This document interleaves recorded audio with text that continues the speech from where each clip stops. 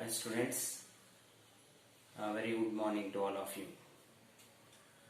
As we were discussing about classification of elements and periodicity in properties, we have discussed how the elements are classified and also how the different scientists has given their ideas in order to classify the elements and how the elements are classified basing on differentiating electron and how the elements are classified on the basing of their properties and about ionization energy, what is first ionization energy, what is second ionization energy, and what are the factors favorable for formation of ionization energy, why second ionization energy is greater than first ionization energy, and different properties, atomic radius, ionization energy, electropositivity, electronegativity,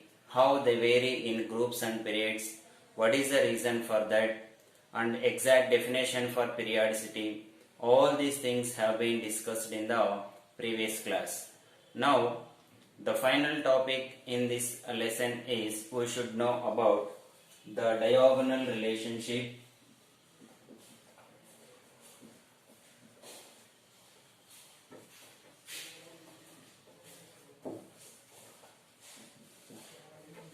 Diagonal relationship and also about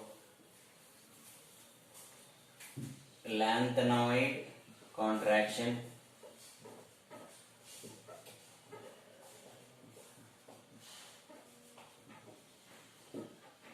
and also about different types of radius. Among them, first one is atomic radius and covalent radius and finally metallic radius. So all these are the remaining topics which we should discuss in our second lesson. First we will discuss about diagonal relationship.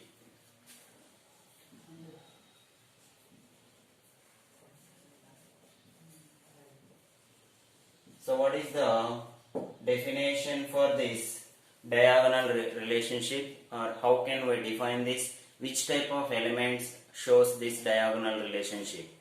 Before going to that, we should have an idea about how the elements are classified basing on the differentiating electron.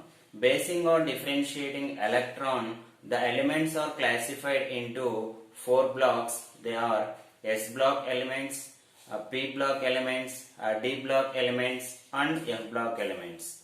Here the S block elements contains 2 groups, 1A and 2A, which are called as alkali metals and alkaline earth metals, and remaining 3rd, 4th, 5th, 6th, 7th and 0 group together called as P block elements. Now how can we define this diagonal relationship? First we will take the first element of the first group, that is 1A group, 2A group, 3rd, 4th. First I am taking only 2 groups. First group, first lithium, sodium, and again beryllium, magnesium, boron, aluminium, carbon, silicon. So in the first group I have taken first 2 elements, lithium and sodium, beryllium and magnesium, boron and aluminium, carbon and silicon.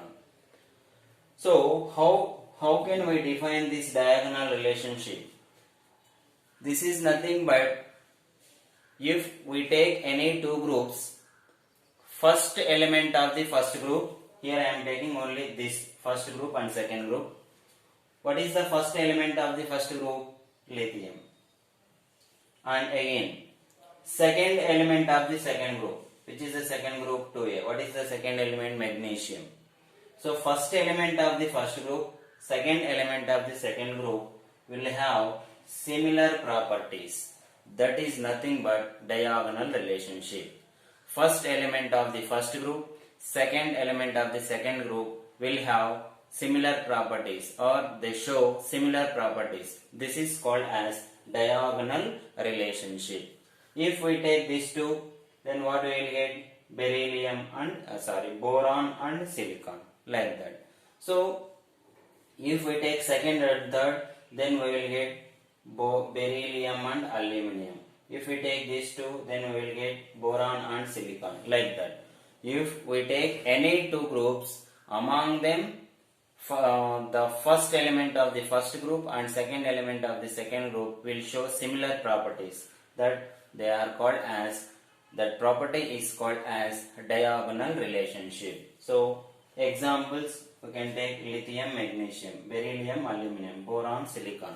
All these we can take as examples. And also, when they show diagonal relationship, they exhibit some properties. What are the properties? What are the properties? They will have similar or same electronegativity.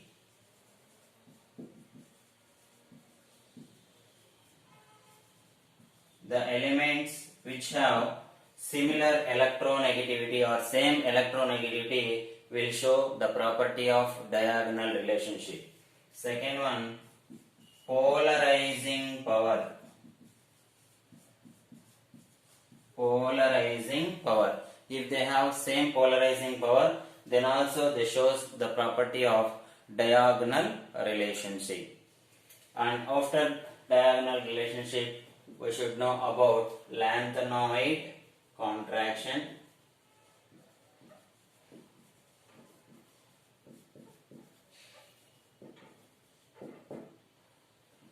So how can we define lanthanoid contraction? Lanthanoid contraction generally occurs in F-block elements, which are called as inner transition elements.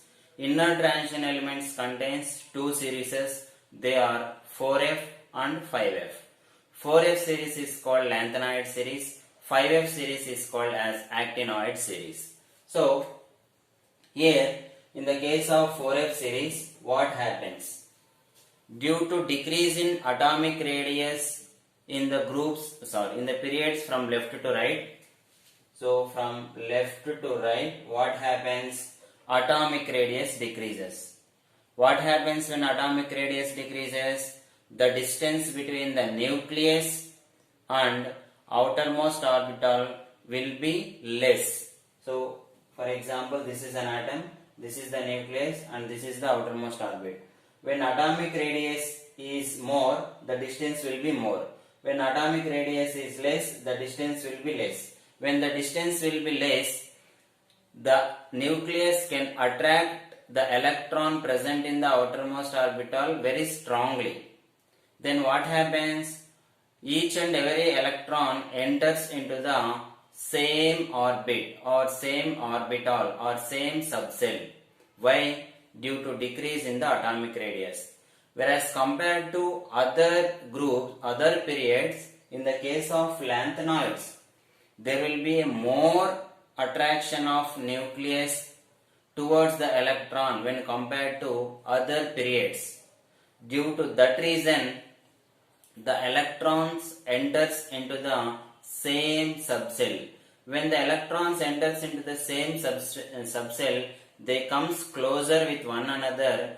That reason, that property is called as contraction. Contraction means coming together or coming very nearer. Why the electrons are coming very nearer? Because the atomic radius decreases. When the atomic radius decreases, the distance will be less. When the distance will be less, the nucleus can attract the electron very easily. Due to that reason, the electron may enter into the same subcell. So that property is observed in the case of lanthanoids. That's why that is called as lanthanoid contraction.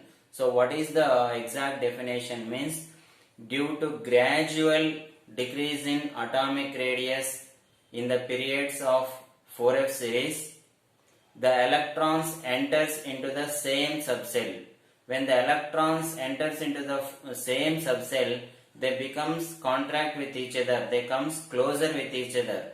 This occurs in lanthanoids. That's why this series is called as lanthanoid contraction.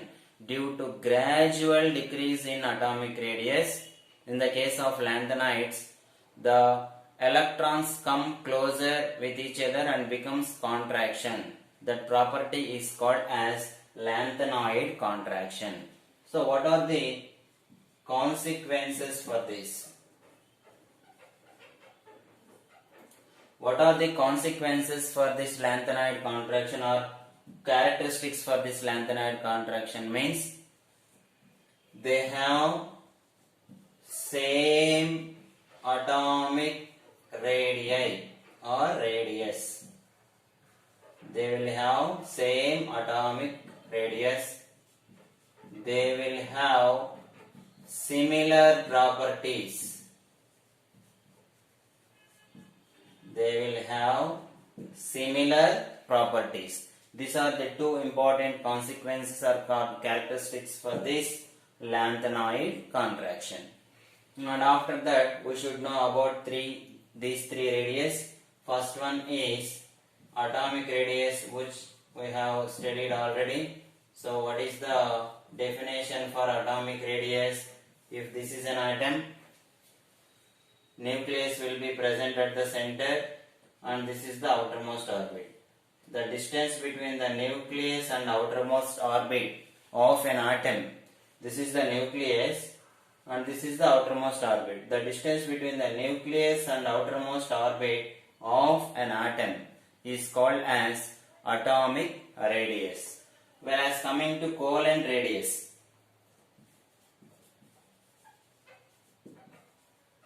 covalent radius. So I am taking two atoms. In between them there must be a presence of covalent bond. So the atoms which we are taking, they must contain covalent bond between them. This is the nucleus for this atom and this is the nucleus for this atom. Now this is the distance between two nuclei of these two atoms. Now how can we define this covalent radius? Means it is defined as half of the internuclear distance between two atoms in which they have covalent bond between them. So these are the two atoms. I am taking chlorine, chlorine. Why we should take similar atoms? Similar atoms only contains covalent bond between them. That's why I am taking chlorine. So the half of the internuclear distance between two atoms which contains covalent bond between them. For example, the distance between nuclei of two atoms is 44.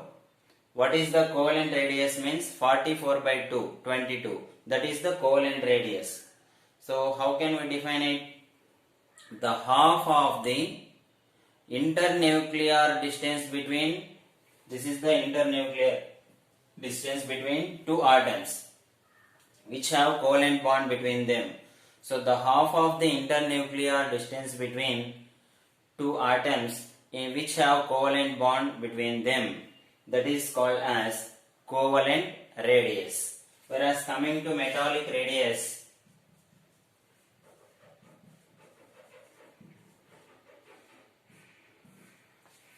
so here also we will take two metal atoms. This is one metal atom and this is one metal atom. Sodium I am taking. This is the nucleus and this is the nucleus. This is the distance between the nucleus of two atoms. Here also how can we define that? Means the half of the internuclear distance between two metal atoms. We should take two metal atoms only. Then that is called as metallic radius. For example, if 20 is the distance between two nuclei of two metal atoms, what is the metallic radius? Means 20 by 2, 10. So the half of the internuclear distance between two metal atoms. Here two atoms. There must be a presence of covalent bond between them. Here the atoms must be metal atoms. That is called as metallic radius. So this is all about the remaining topics which are present in our second lesson. So in this lesson you should read 8 marks questions, 3 questions. Classification of elements into blocks, SPDF blocks, which I have explained you. This is the first question. And second one is first ionization energy, second ionization energy. Why second ionization energy is greater than first ionization energy, and factors favorable for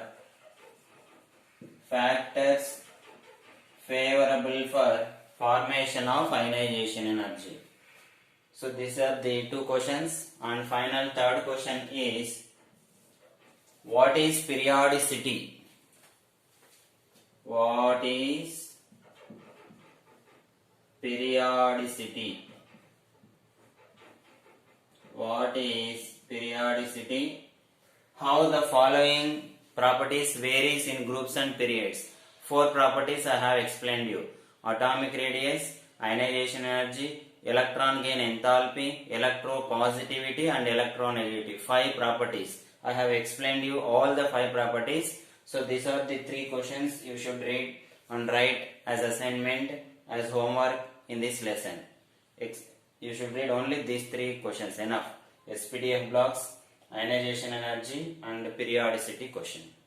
Thank you.